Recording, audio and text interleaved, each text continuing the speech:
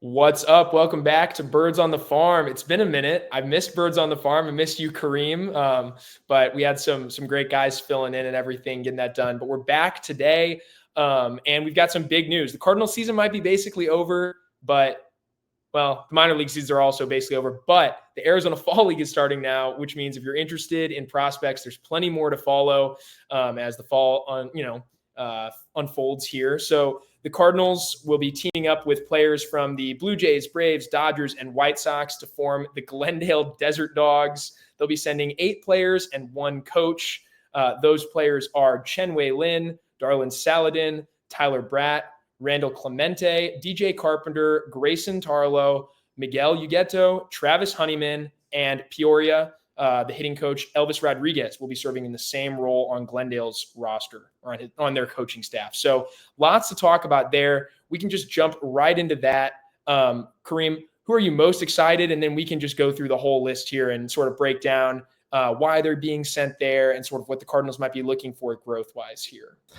Most exciting name for me is definitely Chen Wei Lin. I think most people are going to have him as, the most exciting name out of the players that the Cardinals sent, just due to the fact that, he's got some of the best pure stuff in the organization. Fastball, mid to high 90s, has been up to 101 miles an hour. It's more of a hittable pitch than you would imagine for that velocity. It doesn't miss a whole lot of bats, but I still think it's an above average offering, especially due to the velocity. He gets a lot of run on it as well. I think his changeup is his clear, dominant pitch in his arsenal. I think it's got true plus potential. And I think his slider also flashes plus, and he'll also work in a splitter on occasion. Hasn't fully unlocked that offering yet, but I think it has shown a lot of promise and might honestly be, I know talked about the changeup being a good offering. I think the splitter really has a ton of potential, and it's cool to see him throw both a normal changeup and a splitter. I think that's pretty rare for guys to have two variants of a changeup basically. But the story with him this year, missed a chunk of the season at the start due to an undisclosed injury, and since coming back, the command just hasn't matched that 2025 form that he showed. Last year was a 2.79 BB9. And this year, the innings are down, but a 6.97 BB9, which you obviously don't like to see that, especially out of a starting pitcher. So I'm really eager to see what the command is like in the Arizona Fall League. Love the kind of stuff that he has. Like I said, some of the best pure stuff in the organization. Fun to have a guy that, can reach triple digits routinely with a Chen Wei Lin. And I still think he's got some of the best potential in the org when we're talking about starting pitching prospects. And, I had him ranked number 17 on my updated prospect list. And, I think he's got, he could be sliding back into that top 10 if he has a, strong 2026 season. I'd imagine he starts back at Springfield, end of the season there. Had a few, clunkers, didn't have the best start to his, tenure down there. But again, like it's tough to, teach the kind of stuff that this guy has. And, we have seen him in the past do a better job of controlling the zone. You look back at 2024 in his breakout season, 116 innings, and he had just 36 walks. This year in 50 innings, so less than half the amount of innings, and he had more walks, 39 walks. So, we've seen him show an ability to stay within the strike zone. Is it the best?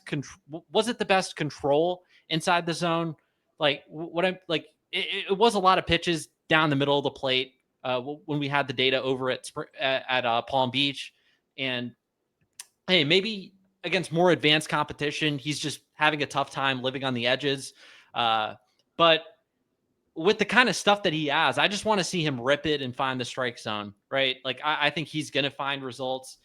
So really eager to see what the command and control is like in the Arizona Fall League. And hopefully if he has a strong showing in the Fall League, he can carry that onto a successful 2026 season. And, can show why he's one of the top pitching prospects in the organization. Yeah, couldn't agree more. Very excited to see what he does in the fall league this year. He's probably the most important guy to be monitoring for Cardinals fans, right? I think that goes without saying. But yeah, I'm with you. He had a down year, and I think that categorizes another guy that we'll be talking about here as well, another pitcher. But very encouraging what we've seen from him 2 years ago. This year, obviously, not quite as much. Do you think his ceiling is among the highest of anybody in the Cardinals system in terms of the pitching side of things? I think so. Yeah. Like fastball, mid to high 90s, up to triple digits. And he has shown feel for two secondaries that I think project plus. He's got a bullet slider, a pitch that, at the start, like I didn't know how to feel about it. Doesn't really spin it all that well, but found so much success. Albeit at the Palm Beach level last year, a ton of whiffs on that offering. And then the changeup, I think it's pretty clearly a plus offering for him. So when you have that kind of velocity on the fastball, have two secondaries that I think that he trusts, or at least he's shown an ability to trust in the past. And the splitter is kind of a wild card. I don't know if he'll ever truly unlock that pitch into I don't know if he'll ever throw that pitch more than the fastball, slider, or changeup, but it's just another wrinkle to the arsenal, and like very unpredictable movement pattern too. So yeah, like I do think he has some of the best potential, right up there with you want to look at like a Cooper Jerpy, a Liam Doyle. Like I think he has upside as a potential mid rotation starter, but there is a lot of risk in there too. I mean, he did show, like I said, like volume in that 2024 season. He controlled the zone well, didn't issue a ton of walks, less than 3 walks per 9. But we really have just a 1-year track record of that. Prior to that, he pitched a little bit in the 2023 season. No sort of control there. MLB Draft League didn't show any control. So maybe this is who Chen Wei Lin is, as opposed to what we saw in 2024. He's someone that's just going to struggle commanding the zone, and it's tough to envision him becoming a starter if he's going to walk this many hitters. But even then, like I think he could shift over nicely to a bullpen role. He's got the high octane stuff to potentially be at the back end. If he's sitting 96, 97 right now in the starter role, imagine if he's just going. Yeah, he's up to triple digits. Up to triple easily. So, I still love the arm. Is he getting a little bit older? Sure. But he's still – you can't give up on the kind of stuff that he has. And the fact that he has shown in the past – that he can control the zone better, like it gives me some optimism there. Yeah, couldn't agree more. And also still this year, it's worth noting, like the strikeout stuff was still there, right? Last year, he racked up 123 strikeouts, which, with all the innings he pitched, but still that's great volume. This year, 70 strikeouts and only 50 innings pitched, including 20 strikeouts and 9.2 innings pitched at the Springfield AA level. But again, it came with all sorts of other concerns about control and whatnot. But yeah, very excited to see that. I think it's a great move for the Cardinals to go get him some extra work in, especially with the reduced volume this year. It just makes a lot of sense. All right, well, for the next guy that the Cardinals will be sending down there that we'll be talking about, we've got Randel Clemente, who I know just cracked your top 30 list. So this is a guy probably not a lot of people have heard of, but he's definitely worth keeping an eye on. Yeah, he's someone, he's hovered around that, top 30, top 50 range for me. But it was a great season. The fact that he was able to show the improvements, commanding the zone, especially at the start, when he got over to the Springfield level, we saw the command, start to go revert back to what it was in the past. But I still think overall on the season, when you're reducing the walk rate from, 2024, where it's at, let me just pull this up. In 48 and a third innings in 2024, he issued 50 walks. And then in 2025, between 3 levels, 53 innings, he issued 40 walks. So, I mean, are the walks still an issue? are the walks still an issue? 100%. But I think it's gotten to a more playable level. And much like a Chen Wei Lin, I just love the kind of stuff that he has. Fastball slider combo, one of the best in the whole organization. His heater averages 96 miles an hour. It's flirted with triple digits in the past. Solid vert and horizontal. It's got that 2-plane shape from a 5.6 release. But the calling card with him is that bullet slider at 88 miles an hour. It's a straight gyro, pretty much 0-0. And off the fastball, which is like 17-12, like it just works so well off that pitch. Yeah. And he uses it as his primary. He uses it pretty much like 60% of the time. And then fastball 40%. He's just a 2-pitch guy. But I do think that Clemente has upside to be a potential big league reliever. So I think he's one of the top relief pitching prospects in the organization. This is a pure reliever, like 2-pitch guy, has always been a reliever, but I like his stuff a lot. I think his sliders are one of the more dynamic offerings in the organization. And he moved up from A ball to high A to double A all in 1 year. So that was awesome to see. And yeah, like I think out of all the names that the Cardinals are sending to the Arizona Fall League, I think right behind a Chen Wei Lin, I have a Clemente. I think he's Rule 5 eligible. Now, do I think the Cardinals will protect him? Probably not. But I do think this is someone we should at least keep our eyes on. Let's see if he can, he showed some improvements in the walk rate this year. Let's see if he can show even more improvements in 2026 and beyond. And he can get it to a level where he's contributing in the back end of a bullpen, because I do think he has that kind of stuff to potentially emerge as a back end reliever. Yeah. Yeah. A lot to be excited about there as well. The next guy on this list, this is a guy Cardinals fans are probably a little more familiar with. I think they drafted him in the top 100. 2 years ago now? And that's Travis Honeyman. He's been really unavailable for most of his time with the Cardinals organization, but he was healthy this year, which is a big deal. So it was nice to see that. Tell us a little bit about why you're excited to see Honeyman headed to the Arizona Fall League. And also just, I feel like this was mostly a positive season for him. It was a good year for Honeyman for sure.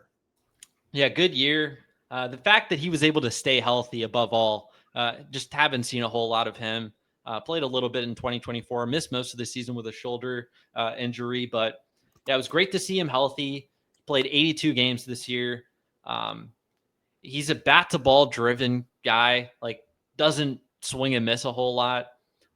There isn't a ton of power in his game, but he does a solid job at just, finding the right angles. And his ability to just get on base this year really caught my eye. 411 on base percentage between Palm Beach and Peoria this year. A lot of walks and 47 walks to 62 strikeouts. That's pretty good stuff. Yeah. And this was someone in college was more of an aggressive hitter. So it's been fun to watch him just, tame that approach a bit. Because aside from like the bat to ball, like you're not going to get a whole lot of power production. So to see him, impact the game in another way, aside from just, his contact ability, it's good to see that. Like 411 on base is very impressive between two levels. And, this was his first, full season in pro ball. About the power, I do hope there's a little bit more juice in there. The exit velocity data over at Palm Beach when he played at that level wasn't all that impressive. Pretty much, it's below average across the board. But I do think, bat to ball is a clear strength of his game. To see him walk as much as he did. And this is someone that has the athleticism to play a center field.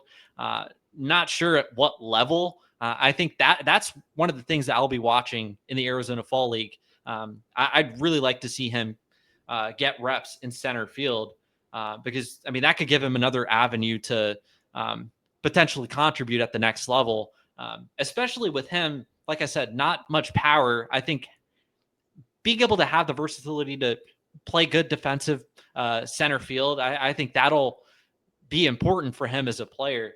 And improve his odds of becoming a potential regular down the road. Because I'm not sure if there's enough thump in there for him to be a corner outfielder in a full-time capacity. As a fourth, fifth outfielder type, I could understand it, but yeah, I think that's one of the things I'll be watching. He, like I said, 82 games this year, so he played most of the year, but I think he had around 20 or so games at center field. So didn't see him play most of the time. He played a lot of DH, played in the corners a little bit, but I want to see him get a chance to stick in center field. I think that's something I'll be watching in the Arizona Fall League, see how he moves out there. Yeah, because I mean, he has the athleticism to potentially profile as a solid defensive center fielder, and I think that would really take his game to the next level if he can show an ability to play plus defense there. Yeah, for sure. And he's a plus runner too, right? This is a guy that stole 10 bases, only got caught once. And I think maybe next year when you're a little more removed from injury and just general staleness, you can see the Cardinals get a little more aggressive with him, giving him more opportunities to make something happen on the base paths as well. So yeah, maybe a little bit of Nathan Church in this profile, right? Type of kind of a toolsy-ish fourth outfielder with the ability to play center. Yeah, it's definitely exciting to see him stay healthy this year, and we'll be watching him for sure. All right, this next guy is a guy that I have been higher on than most for several years now, and the excuse for me has just been, well, he's pitched at every level, right? He's always produced. Well, this was a big step back this year for my guy Darlin Saladin. It was unfortunate coming off a year where, granted, in limited innings, he was really good. He had a 3.10 ERA across multiple levels. This year, though, or last year, sorry, that was 2 years ago. Last year, he had a 2.71 and 123 innings pitched across different levels. This year, at the Peoria advanced level, which is where he was for the end of last year, he really struggled. 94 innings pitched, only 81 strikeouts. So strikeout stuff was down. Remember, he recorded 134 and 123 innings just a year ago. A 4.85 ERA. It was tough. It was a little bit discouraging. Maybe there's a home run problem there as well. Not too bad, but 8 homers allowed and only 94 innings pitched. So it was definitely a big step backwards for Darlin Saladin and his fans like myself. Kareem, why are they sending him to the Arizona Fall League? I know he ended the season on a high note. Maybe it has something to do with carrying that into next year, getting him back into potential top 30 prospect status. But what are you thinking here? What are you seeing? Yeah, I think it's that. He ended the season strong. Yeah. It was a tough start to the season. And for a guy that, I mean, he emerged as one of the, top pitching he at least had some of the best stats for Cardinals minor leaguers in 2024. Awesome. And I mean, he was a guy that, I was high on pretty quick. I remember after like his third start of the season, I wrote an article about him and why I like him so much as a prospect. The fastball gets a solid amount of vert for his release height, and played really well at Palm Beach last year. And he's also got a slider and changeup. The secondary stuff, even at the time, it was a work in progress, and I still think that remains to be the case. The slider just isn't hard enough. It's in the low 80s, and it's a pure bullet shape. I think it's probably an average at best pitch, probably a little bit closer to fringe average. And then, the changeup, I thought there was some promise last year. I thought it took a step back this year.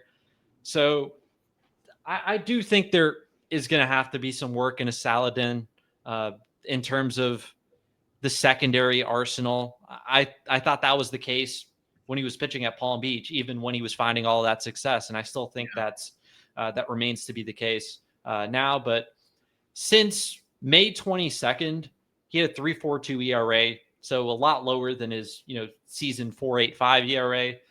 Held opponents still 187 average. So we're looking at a guy that last year found so much success across 2 levels. This year, I took a step back. The command didn't look as good.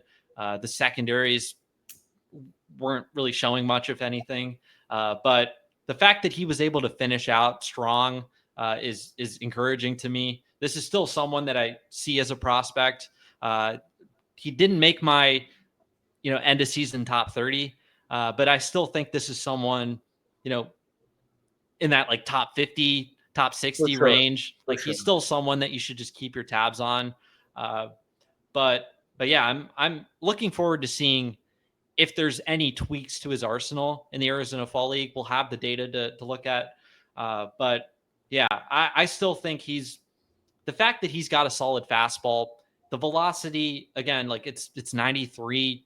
Hopefully, we could see that tick up a little bit. You definitely want to see that tick up towards 95-ish, because when you're coming from the right side at 93 with two like fringy secondaries, but he's fun. He's crafty. That's why I like Darlin Saladin. Like he's kind of a throwbacky type pitcher. He's crafty. He knows how to get guys out.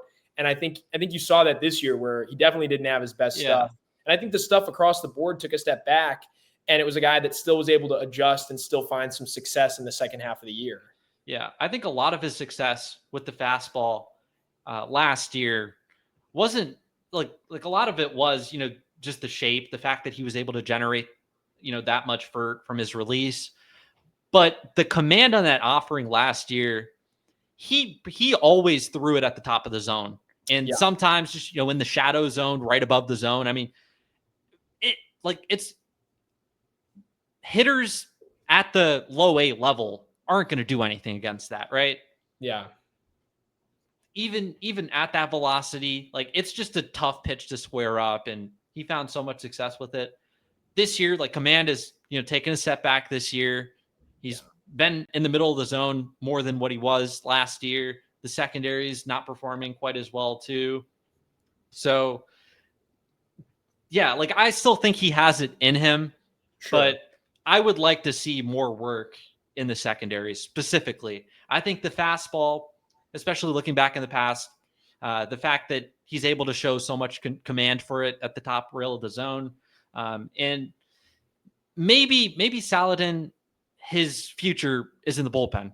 I mean, at this point, it seems like more than likely, if he's going to contribute at the next level, it'll probably be in a bullpen role in some capacity. So, like we were just talking about the fastball velocity. If he can set closer to 94, 95, making that pitch even better, and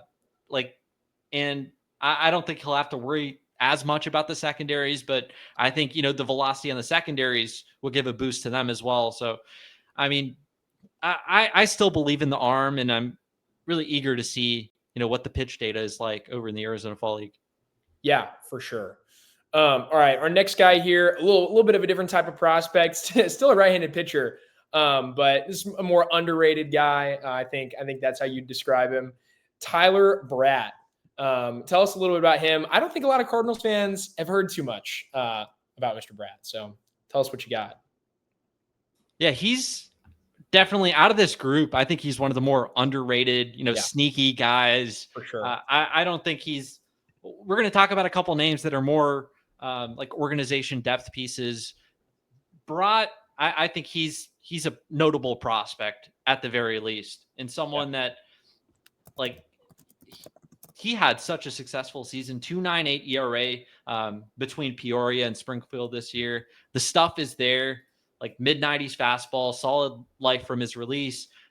He added a mid-80s sweeper last year, and it really emerged this year as a good offering for him. And I think the changeup also shows promise.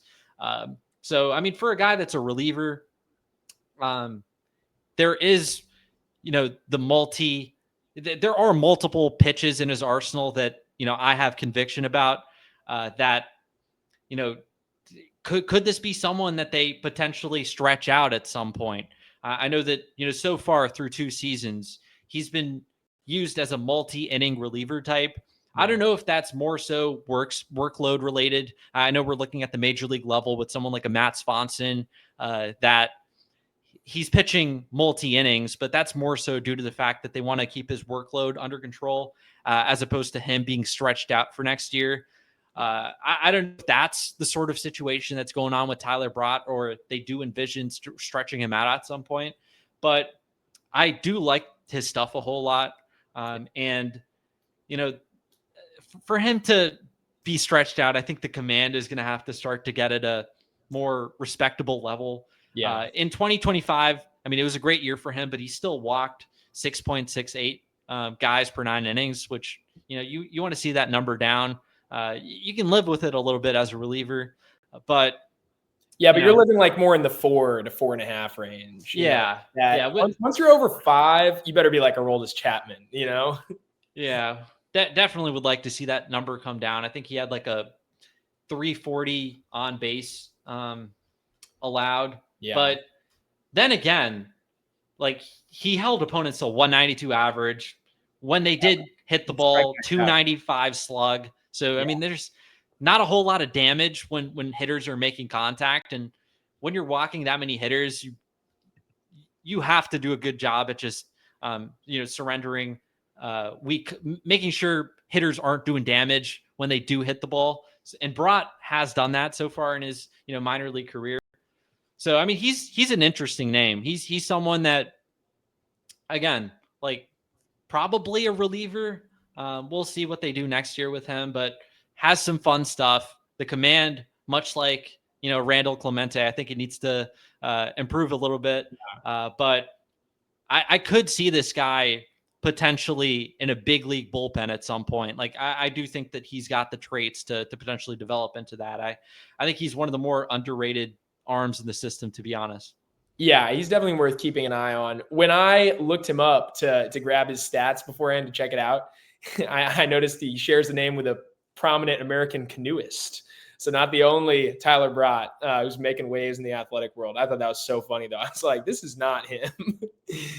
All right. Well, before we get to the second half of this roster, we just want to take a quick second to thank one of 314 or one of Deal in the Cards and Birds on the Farm's most loyal sponsors. And that's 314 Sports Cards. They're located at 9640 Olive Boulevard in Olivet, Missouri. Open 10 to 6 Monday through Friday and 10 to 4 on Saturday and Sunday.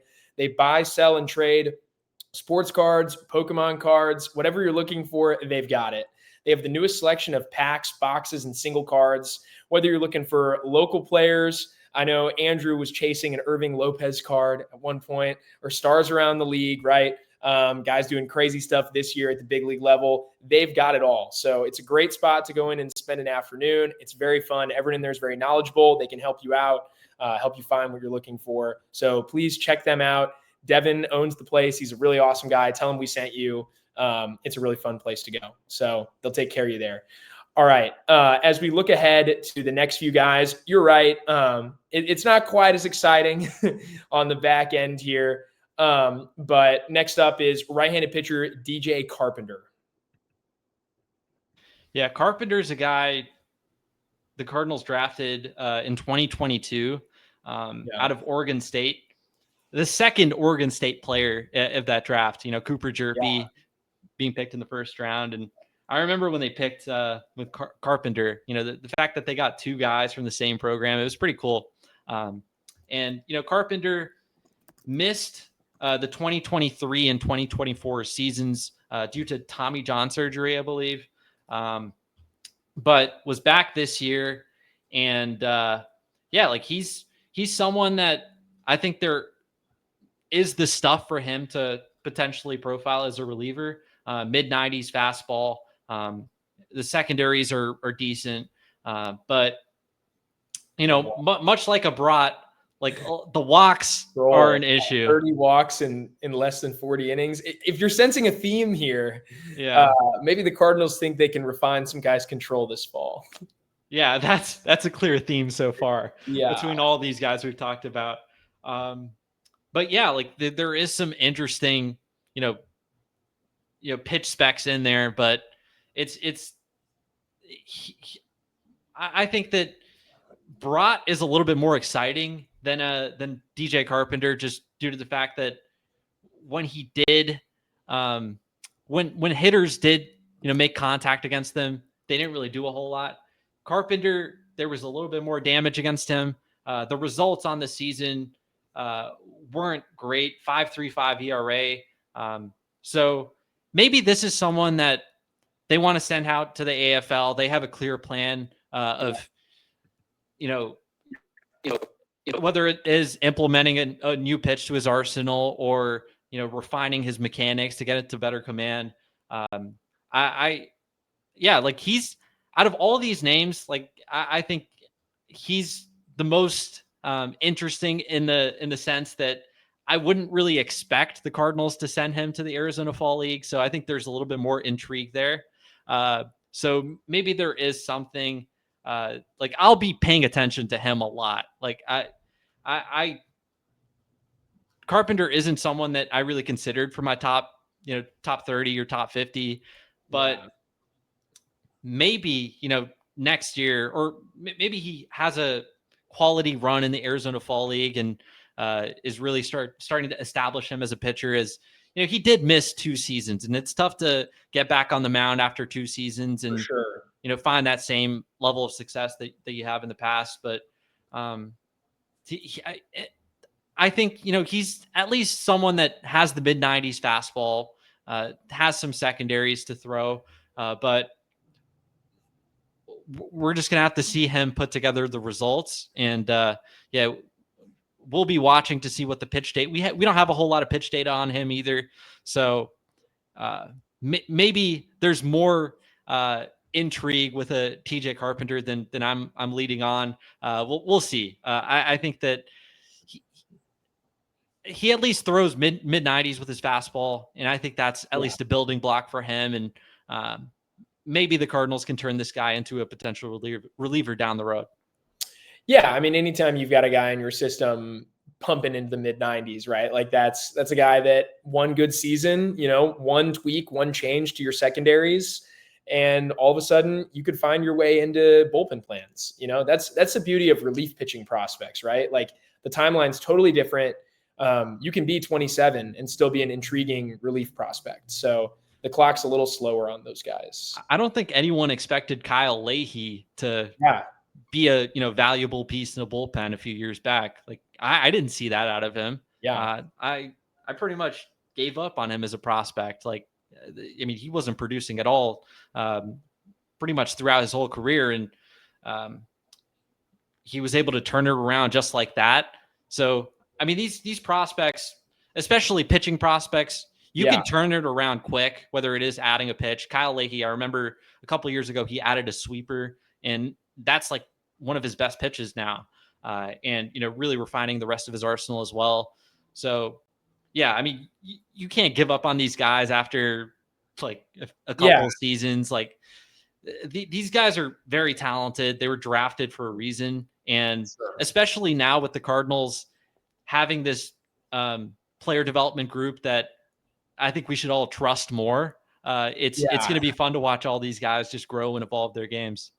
Yeah, it's so intriguing with pitchers too, because they might add a pitch that's not in a vacuum their best pitch, but you never know how it affects the rest of the arsenal, right? So it can keep hitters off balance in a different way, and it can make other things perform better or worse.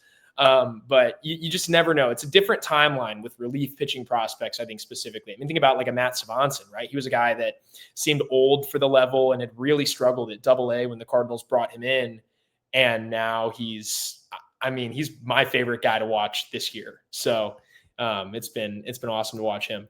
Another guy here, we're done with pitching prospects now, but this is Miguel Ugueto. I believe the Cardinals got him. He was a Red Sox at some point, and I think the Cardinals got him in like the Rule 5 draft, but I think it was the minor league phase, right? If I remember correctly, I'm kind of fuzzy on that. Yeah, they did get him in the minor league phase, and like I didn't think much of it. I thought, organization, depth piece, outfielder, someone that could fill you in, mostly in the corners, play a little bit of center field. And to be honest, like I feel the same way about him now as what I did entering the season. Like I thought you were going to surprise us. You're going to be like, but I saw. No. Like I think he's like a filler player that they're sending, to be honest. 100%. Yeah, I mean, these organizations have to send a certain amount of players to the Arizona Fall League, and not every one of those players is going to be a notable prospect.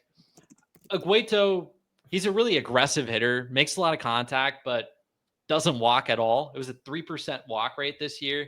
And, throughout his whole career, he's just someone that hasn't walked at all. And there isn't power production in there either, like 082 ISO this year. And it's tough to get excited about a player when they're walking at such a low clip and they're providing pretty much no power. Aguaito, I found him a little bit interesting because he had shown some power in the past. There were spurts where we saw some of that pull side power, but I mean, this year for the Cardinals, he didn't really show it. And, across the majority of his minor league career, he hasn't really shown that power. So I think he's an organization depth piece until like he shows otherwise. But yeah, like I hope that he can somewhat, transform his offensive profile. I don't think he's gonna go from walking 3% of the time to walking 8+% of the time. Like I don't think that's happening. I think he kind of is what he is as a hitter. But if he does want to get to the majors, we're either going to have to see more power production, or he's going to have to do a better job just commanding the strike zone and making sure that when he does make contact, he's hitting it at the right angles and just optimizing it to the best ability. Because like what he had showed this year in 2025, like I don't think that's a player you can get excited about being a potential major leaguer. Yeah, I mean, not everyone's going to be a major leaguer, and these organizations, not just they got to send guys to the fall league, but you got to field rosters. You got full size rosters for 4 teams. You're not going to have 120 plus exciting prospects, but yeah, this feels to me reminiscent of when the Cardinals they sent Jeremy Rivas to the fall league a few years ago, coming off like a sub 600 OPS season. Like this kind of feels reminiscent to that, where you got to send guys. It would be more fun. Like, I mean, we all wish the Cardinals were sending Randel Rodriguez to the fall league. It'd be fun to watch him hit bombs for the next, month and a half too. But that's not always how it works. All right. And the last guy on this roster is catcher Grayson Tarlow. I'll be so honest. Like, I think this is the player on here that I've never heard of. Yeah, I think he's another organization depth piece kind of player. I think he's shown more than a Miguel Aguaito. This past year, between high A and double A, he put together a 116 WRC plus. That's nice. Yeah, he walks a whole lot, pretty much the opposite of Aguaito. 12% walk rate. Okay. So like on base percentage of 401. There isn't much power in the tank with him. Yeah. 041 ISO. When he got up to the double A level, it's just 019. So again, like when you don't have that power, like it's tough to get excited about a player. Yeah. But he does have the BABIP skills. So what I mean by that is like when he hits the ball, he's hitting it at the right angles. Now, is that the angles that are going to be, extra base hits? Like, no, but he's hitting a lot of singles. And yeah, like I much like with an Aguaito, I think he's more of an organization depth piece. Sure. And defensively, I think he's nothing stands out too much. I think he's probably close to an average, maybe a little bit below average defender. But yeah, like I think this was just the Cardinals.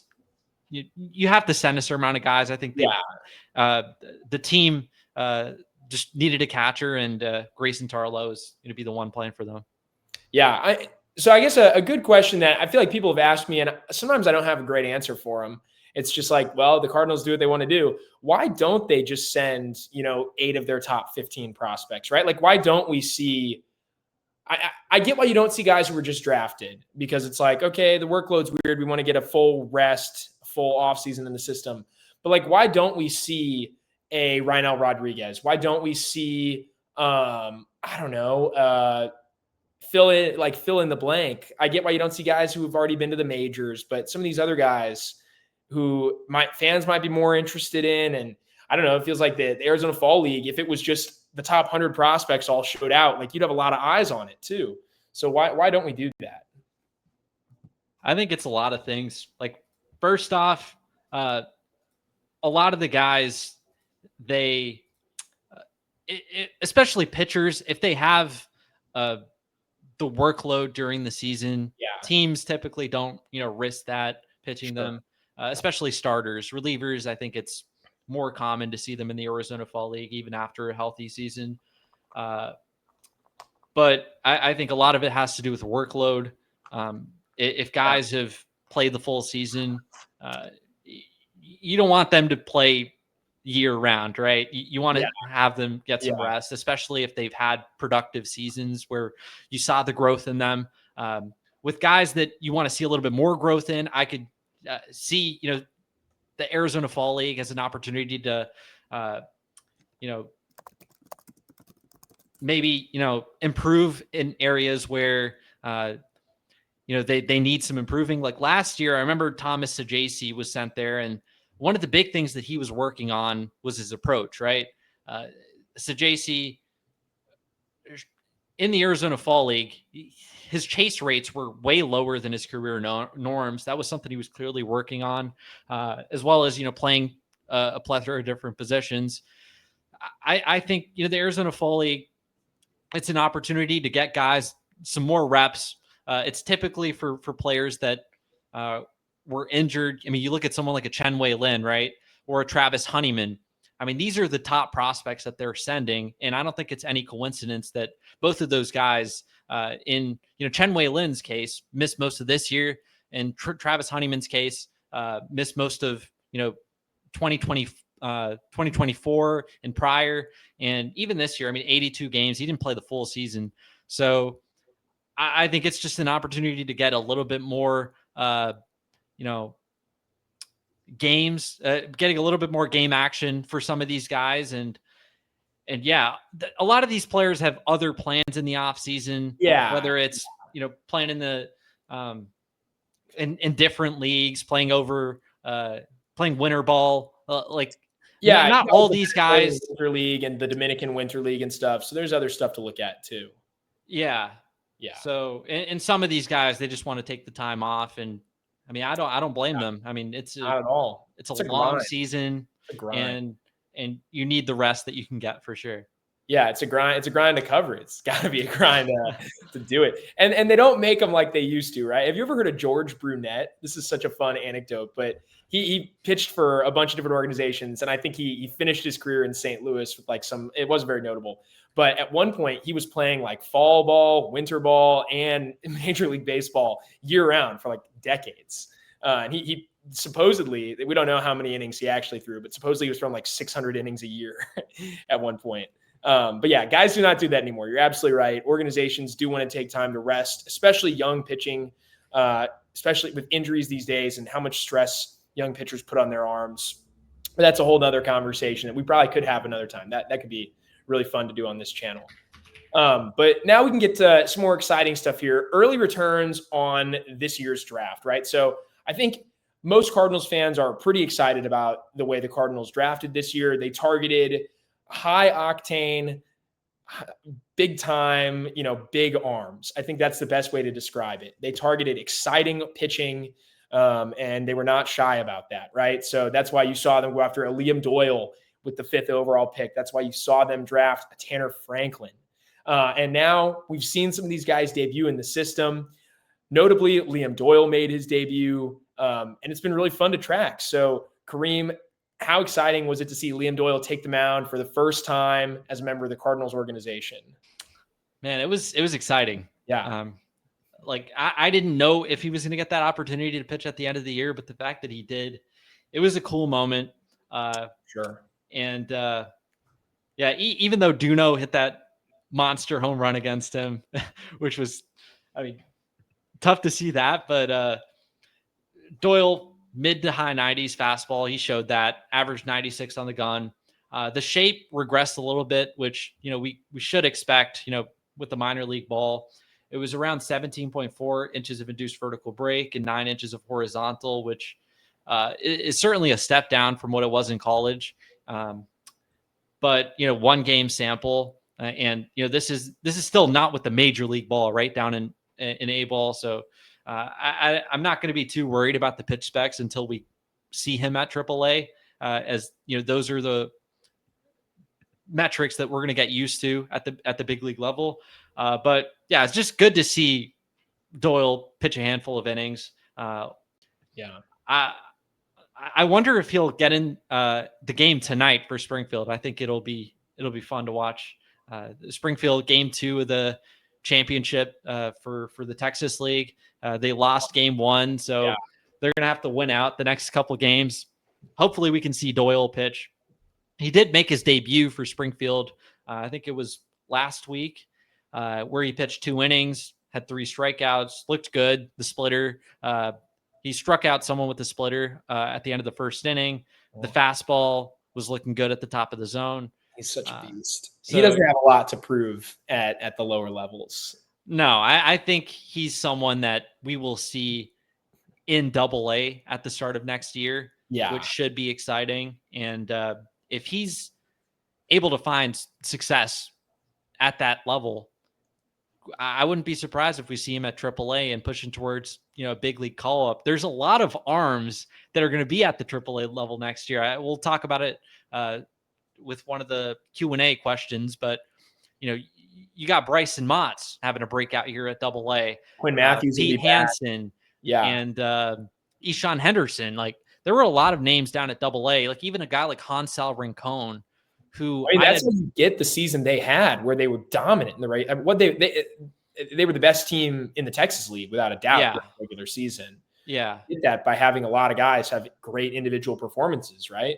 It'll be nice to see that wave of talent move up a little bit. Yeah, the pitching staff was unbelievable. JJ obviously contributing. He won the Texas League MVP. So 4 straight years the Cardinals have come away with the Texas League MVP, which is exciting. Crazy. Was it going back? It's Sajazi did it. Did Moises Gomez do it? Moises Gomez did it. Legend. And Walker? He might have. Did Gorman maybe do it? I think it was Walker. It's been too long ago. Yeah, I think you're right, because he did have that great season at AA. Yeah, it must have been Walker. Man, all that production back to back. So hopefully we get it with JJ, right? Yeah. Or I mean, who, realistically speaking, who do you think has a chance? Rainiel Rodriguez? Yeah, if he gets to AA and is dominant, that'd be so awesome. If we're talking about Rodriguez next year as the AA MVP, that's a top 5 prospect in baseball, right? Like, the age, the power. If we're talking about him having dominated the AA level, that means he probably got a cup of coffee at AAA and he's knocking on the door 2027. Like, that's a true top 5 prospect in the sport at that point. Yeah. So excited about Rodriguez. So now that this is a little off topic, but the world is caught up to the Rodriguez hype in some ways. Do you where would he be on your top 100 list? I know we cover the Cardinals. We don't rank everybody's prospects, but I see big outlets now starting to say, hey, this guy's top 25, top 20. So where would he be for you? It's tough for me to say, because I don't think I have the best, I don't know every other organization's top prospect so well to really provide an input on that. But just speaking on his future value, I think he's a 55 FB for me, probably close to a 55 plus. And I think that's a top 50 prospect, generally speaking. So probably around that, top 50. I'd like to see some, development in the defense. I was more encouraged than I anticipated, but I don't know if we can pencil him in just yet to stick at that position, especially with the Cardinals organization. And, with them viewing the catching position as such an important and valuable defensive position, I think he'll have to get to a passable level defensively. And I don't think he's clear. I don't think he's there just yet. I think we've seen signs of it. I think he's, athletically speaking, I think he's got enough athleticism. I think he moves well. I think his blocking skills look solid. Yeah, he's found success, but as he moves up, it's going to be harder. Yeah. And I think part of that, I wouldn't be surprised if they take it slow with him. And I mean, it wouldn't, even if he's tearing the cover off the ball at Peoria, if they still don't think the defense is at a level where it needs to be, I wouldn't be surprised if they keep him at Peoria and have him work until, he gets it at a solid enough level. You can get to the big leagues hitting, like Randel Rodriguez, the way that he's hitting right now, he's going to be a he's probably going to be an impact bat. But if he's catching, that's a lot more valuable than if it's at DH. And I think, we're seeing that come to fruition with a guy like Ivan Herrera, who I'd imagine we'd talk about later in the episode. It's a great comp. Yeah. All right. Well, a couple other guys from the draft class. Another name that we actually just mentioned, Tanner Franklin, also made his debut. I feel like he's been in a couple games now, right? And it's been pretty exciting to see him pitch. Tell us a little bit about what you've seen from him on the mound. I was more impressed by, his debut in the minor leagues than even Leon Doyle, to be honest. Yeah, he was awesome. He's been really good. Command, like he's walked, I think 5 hitters in 6 innings in the minor leagues this year. And previously, dating back to his collegiate career prior to getting to Tennessee, like his command was like awful. So Franklin is someone who I hope that, the year that we saw this past year in 2025 for Tennessee, where he had just a 5.5% walk rate. I hope we see more of that in the future with him. But again, like the stuff is incredible. 18 inches of carry on the fastball, 96 miles an hour. And from a 5.4 release, cutter, slider, changeup. I still think there needs to be some work in those secondaries, but it's a dynamic arm. And if there's a guy in the Cardinals system right now that I could see take a massive leap in 2026, I think Tanner Franklin's got to be up on that list for you. Like if he is able to show, what he did in Tennessee in 2025 as a starter in the Cardinals minor league system, he's going to be a top 10 prospect in the organization pretty quickly. Yeah, I mean, there's like potential stud buried in there. That was such an exciting pick to see the Cardinals do that. It was way off the board. I was so excited to see that. Another guy here, Tyler Van Dyke, not the quarterback. We're talking about the recent draftee. Awesome so far, right? The early returns are great. 2.57 ERA and 14 innings. So spread across 5 games. He's been very effective so far. What have you seen from Mr. Van Dyke? He's throwing the kitchen sink. Yeah. I think that's the first thing that stands out to me. And this is someone in college. He had all those offerings, but he was mostly a fastball sweeper guy. Yeah. But that was in a multi-inning reliever role. He's being stretched out seemingly to start now. And I'd imagine next year, this is someone that's going to be starting probably either back at Palm Beach or Peoria. But I think the arsenal as a whole has a chance to be something, impressive. Like fastball is like 92, 93, not the craziest velo, but I think it's got a strong shape. Sinker is whatever. It's a decent sinker shape, but I think his best pitch is certainly a sweeper at 82, 14 inches of glove side movement, had a 47% whiff rate down at Palm Beach. And he'll also mix in a cutter, curveball, changeup. So, I mean, he's throwing everything at you. Yeah, he throws it all at rates of 7% or better. Like and you never know. He's commanding the zone well, too. So, I mean, he's a guy to just – I think that next year when we see him stretched out to start, when he's making a start every 6-7 games, like he's someone that – as a later round pick, like I think the Cardinals might have gotten a steal. This past year for Stetson, he had a 1.52 ERA. That was only in 47 1/3 innings. And as I said, like he was in the bullpen, a lot of multi-inning reliever work, but I do think he has it in him to be a starter. And what we saw at the Palm Beach level, it was only 14 innings, but I was encouraged and eager to watch him next year. I think that out of all the prospects that debuted for the Cardinals, I think Van Dyke was the most impressive to me. Yeah, it's always fun too when a team goes out and drafts a guy out of a smaller program like Stetson, and it's really fun when you have a guy. I mean, he was drafted in the 10th round, so it's a day 3 pick, I believe, or just before day 3. But it's a guy who drafted late, 300th overall. It's really fun when you see those guys break out. So Obviously very excited about what he could be, and it's going to be really fun to see him next year.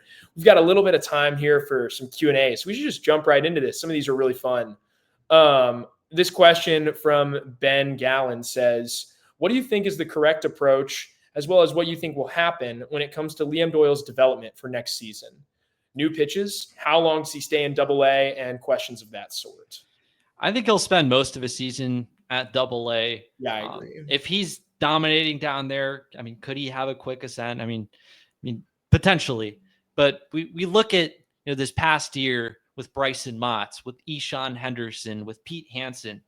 These guys weren't promoted to AAA, right? They had awesome seasons at AA, but they were kept there throughout the season. I think it's a little bit of a different story with a Liam Doyle, but there's going to be a plethora of arms at AAA.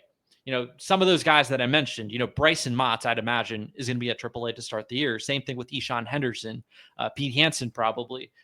Max Rajic is probably going to be penciled in the AAA rotation, I'd imagine. Yeah.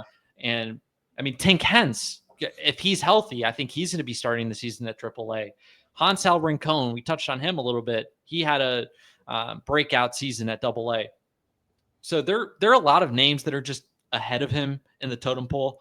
Now, if he's absolutely dominating at AA, sure, I think that realistic choice for the big league club at some point too. Like they're going to prioritize him over other guys. But. Yeah, I think he could, potentially, play at AAA at the end of the year or something like that. But I think more than likely Liam Doyle's ETA is going to be the following season, 2027. Yeah.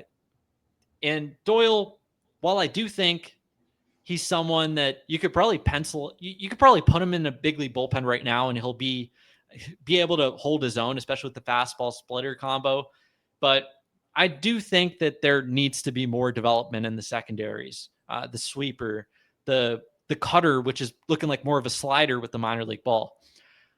I think there is still some development to be had, especially when we're looking at as a starting pitcher with the Liam Doyle. So I hope they're taking their time with him. I hope that once he is in the major leagues, he's ready for that challenge. And so I think we'll see him at AA for a majority, if not all of the season. But I do think that Doyle, if he has a productive and healthy 2026 season, I think we could be looking at him in 2027 as an option.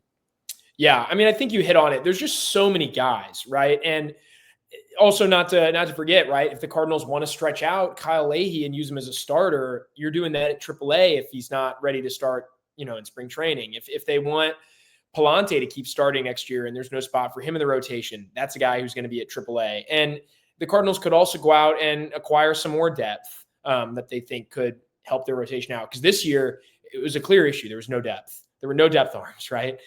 Plans probably A through E got hurt. And so then it was like, well, if this doesn't work out with Michael McGreevy, we've got Curtis Taylor and Aaron Wilkerson. That won't be the problem next year. That's for sure. There's so many arms that have graduated, some guys that are going to be healthy again. And that's still, you're still missing entire seasons this year from Tekoa Roby and Cooper Jerpy, two guys that should factor back into the AAA equation in 2027. So, yeah, I think the only thing that's really holding Doyle back, unless he dominates, right? Because the Cardinals will prioritize his development over somebody else's. And they'll definitely say, hey, get in line behind Liam Doyle, our top 5 pick, the highest draft selection in 20 years for this organization. But at the same time, if he's not a realistic option for the big league club, which I don't think he will be right away, there's plenty of fine tuning and development to be done. Then you'll see him at AA, I think, for most of the year. I think you're right about that.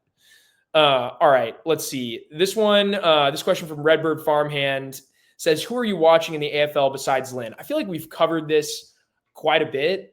So we can just do maybe some quick hitters here because I feel like we mostly have talked about these guys, but it's a good question still. Yeah, I think Clemente, Honeyman, and Brott are the 3 names that I'll be watching the most. Again, like Clemente fastball slider combo, I think is lethal. I think he's got back of the bullpen potential. Walks are still an issue, but looked better this year than it has in the past. And yeah, so hopefully, the walk issue that he had at the end of the year for Springfield, he can get that back under control, because in Palm Beach and Peoria, his walk rate was at a survivable level. So Yeah. I think we've seen some developments there this year, and I really like the stuff. Honeyman, I mean, this is a former 3rd round pick, so just eager to see him play center field. I know touched on that a little bit. And hope there's a little bit more power in the bat, but if not, I mean, it's still the profile of a potential 4 or 5 outfielder type. And then Tyler Brott, I think he's, out of all the names that they sent to the Arizona Fall League, he might be the most like under the radar, like sneaky good prospect kind of guy. Yeah, much like with the Clemente, there are some walk concerns with him, but the stuff is there. And when hitters did make contact against him, they didn't do a whole lot. So yeah, I think those are the 3 main guys that I'll be watching besides Lynn. Yeah, I mean, I think those are the clear answers. Darlin Saladin comes to mind for me, just as someone who has enjoyed watching him in the past and has tuned into some of his starts. I'll be excited to see the numbers he puts up at least, and hopefully he can get back on the radar next year. But I think you are right in the sense that he'll be transitioning to probably a relief-focused future, so it's a little different for him as a prospect now. These are some really good questions here. We can put these 2 together and make them kind of one question. So this says, number 1, it's from Goofball. It says, thoughts on the news of Ivan Herrera catching next year. That was really interesting. For anybody that doesn't know, Ivan basically said, hey, I want to catch.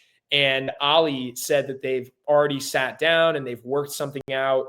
And so the plan now, which surprised to some of us for sure, is that Ivan will be behind the plate if nothing changes. And then part 2, this is from Thomas Gavain. It says, which catchers, especially the prospects, could be on the trade block this winter with Ivan Herrera going back to catching next year? So yeah, number 1, what about that, right? Kind of crazy. It felt like, man, we're going to see Ivan play left field. We want to keep him healthy, which I'm all on board for. You need that bat in the lineup.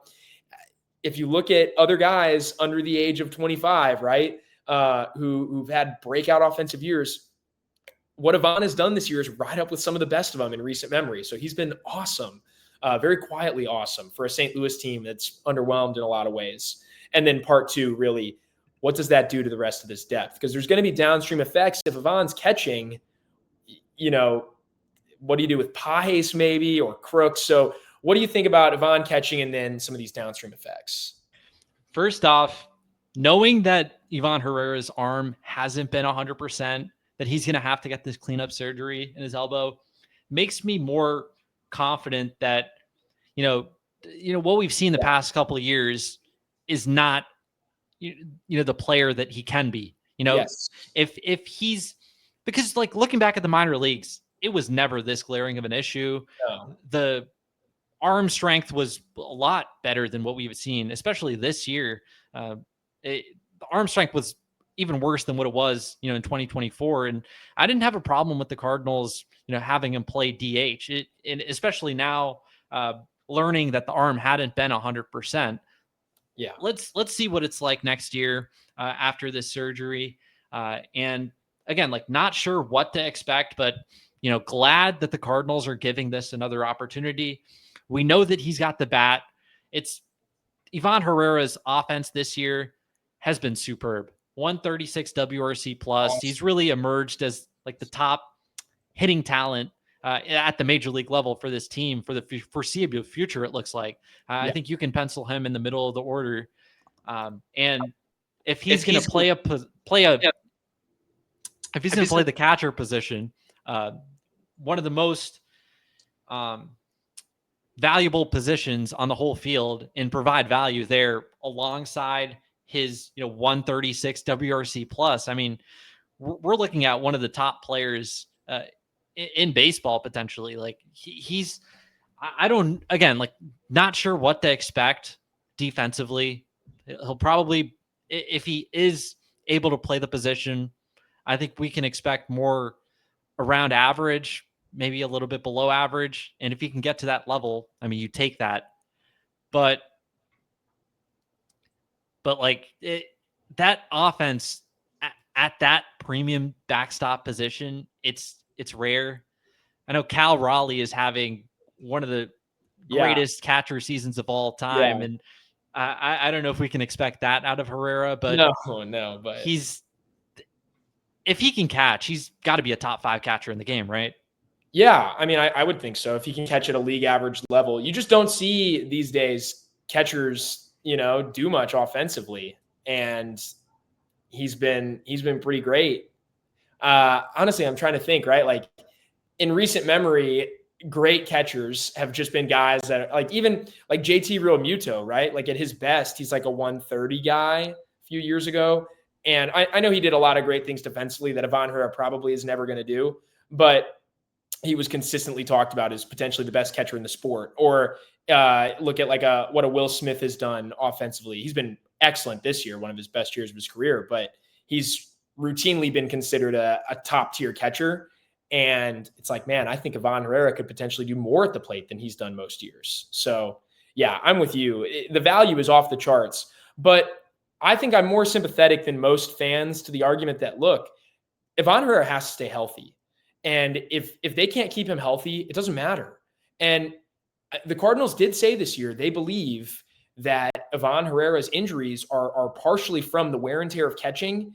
And if they really think the lower body injuries are coming from that, then I don't care. You need the bat in the lineup. This offense is so bad. The offense is putrid right now, quite frankly. It's unwatchable in the second half. They're the worst offense in baseball by many metrics since the break. You want to take OPS, they're 20 points below 29th place. They've been horrible. But Ivan Herrera in the middle of it all has been good. And if you saw this offense when Ivan Herrera goes down and when Wilson Contreras is out, like minus those two pieces, it's the worst offense in the league. I mean, it might as well. They're probably producing at the clip some AAA teams might have produced at the big league level over those points. And all that is to say, you can't live without Ivan Herrera offensively. So if he has to miss 60 games a year like he did this year to catch, I'm out. That's where I stand on this. I'm out. I would much rather just say, hey, you got all these other catchers who can come up. And the Cardinals really, really want this superstar catcher, but you can get to value different ways, right? Like Ivan Herrera's 850 OPS, or, even if he could take another step forward next year and potentially be close to 900 or something like that, positionally, it's very valuable. But for the Cardinals themselves, it's a zero-sum game. So he's playing catcher. Well, then you've got someone in left field whoever they've got in left field, right? Like Lars Nootbaar this year had a sub 700 for most of the season. So if you can have a guy put those numbers up at catcher, you can just switch them around. So for me, that's kind of where I am. But I understand from him having been developed as a catcher, if that's what he wants to do, go for it. But if there's more injuries this year, I'm firmly on board with the keep him healthy. You need the bat in the lineup moving forward. But what do you think this does for the depth? I think this is the really intriguing part here.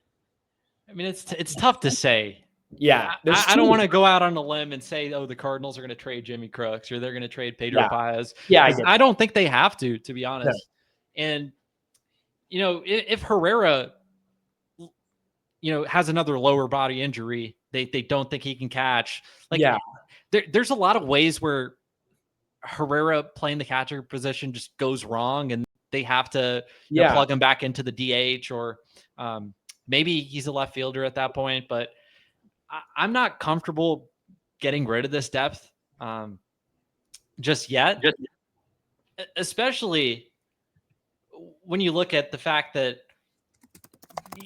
someone like Jimmy Crooks, they haven't proven anything at the major league level, right? Very true. I could understand giving up on him, or I could understand trading him if you're able to get something back in return. And if there's something legit coming back, because you have so much depth at the position still. Yeah. But you look at Pedro Paez, I think both Paez and Crooks, they have similar skill sets. So if they find an opportunity to move one of those guys, maybe they could take that as an opportunity to just improve their team in areas where they need it more. Because organizationally, I think the catcher position is just loaded, not just at the major leagues, but down to A ball. Like it's the organization has a ton of talent at that position. But at the same time, like those guys in the minor leagues, they haven't proven anything. No. And Bernal's going to be a factor too at some point. I know a lot of people are writing off Pedro Baez. I thought Pedro Baez pretty good this year. He's better than I thought he would be. Yeah, especially defensively. Yes. He took a major step up. And look, do I think Pedro Baez long term is going to be a starting catcher? Like I don't see it. I know there are a lot of people arguing Pedro Baez has like a whatever it is, like a 2-point whatever WAR on the season. Like he's a good catcher. And I understand that, but I also push back on it. Like I don't know if the defensive production that he gave, this year, we can fully expect that out of next year. Maybe you can. Maybe Pedro Baez is a true plus defender long term. I thought he was an above average defensive catcher, but even entering the season, but I didn't expect him to have this kind of value behind the dish. But yeah, he's had a solid season, even with like an around 80 WRC plus. I think there's a lot worse catching production out there than a Pedro Baez, and I think he would have some value in a trade if they do want to move on from him, which I don't see the Cardinals moving on from Pedro Baez. But hypothetically speaking, if they want to move on from him and they believe Jimmy Crooks is ready for the next step up, and they believe in him and getting a lot of action next year at the major league level, or at least having deserved that runway, I think they could move on from him. But I think more than likely, I would expect all these guys to be back. But at the same time, I don't know. Like trading prospects, like you can never bank on that. Like, yeah. Like when the Cardinals traded Randy Arozarena for Matthew Liberatore, like I was kind of shocked. Like I know that they had an outfield logjam at that point in time, but you just never expect prospects to be traded. It just kind of happens, right? Yeah, there's just so many names, right? And there's even more variables to consider than there are with big league players, because most prospects haven't proven anything at the major league level, and different organizations have varying levels of data on their players versus other guys' players, right? There's stuff that's kept in-house, and everyone's evaluating these guys differently. So trades happen when you match up in terms of how you evaluate a guy, or, you think you match up. Maybe you're getting fleeced, or maybe you fleece somebody else. But it happens when all these things have to go right for it to come together for a prospect trade. It's very difficult. And I think you make a great point. Pedro Baez this year, like, we have been quick on dealing the Cards and Birds on the Farm, but to discount Pedro Baez, and like I'll eat crow a little bit here. Like, I think he has quietly been not the problem with this team. Like, you could do worse. There are much worse. Even like the Marlins, you think about like an Agustin Ramirez, right? He's been really exciting at the plate, but the defense is just so bad.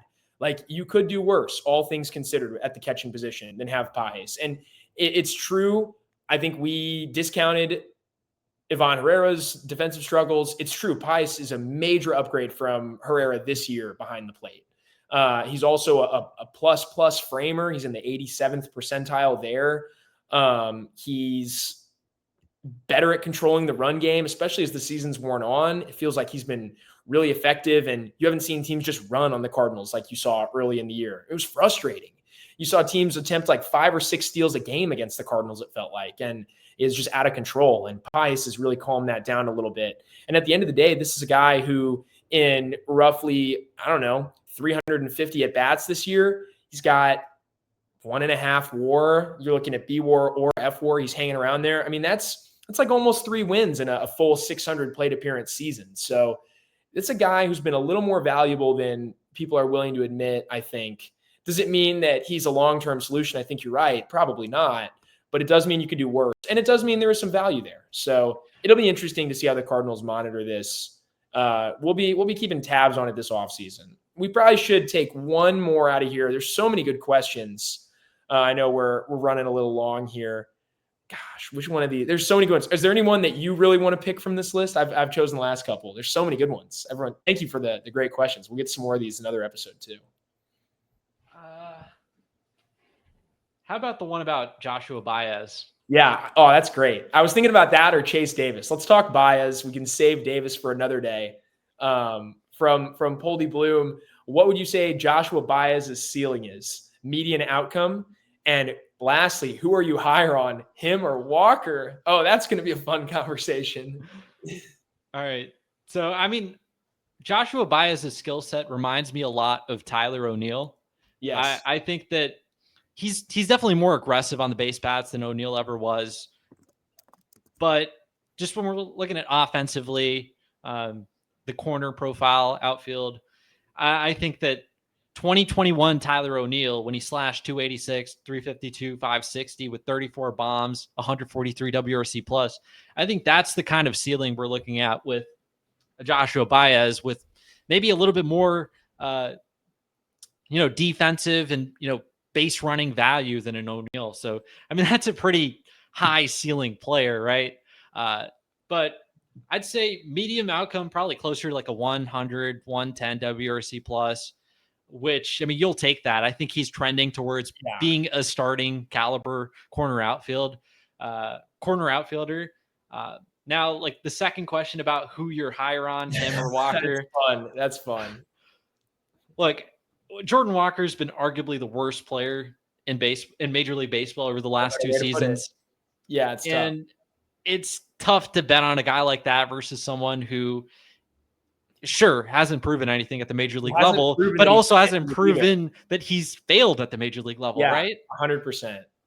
So I would go with Joshua Baez. Like, I think at this point, I think he has more value in the Cardinals organization than Jordan Walker. Agreed.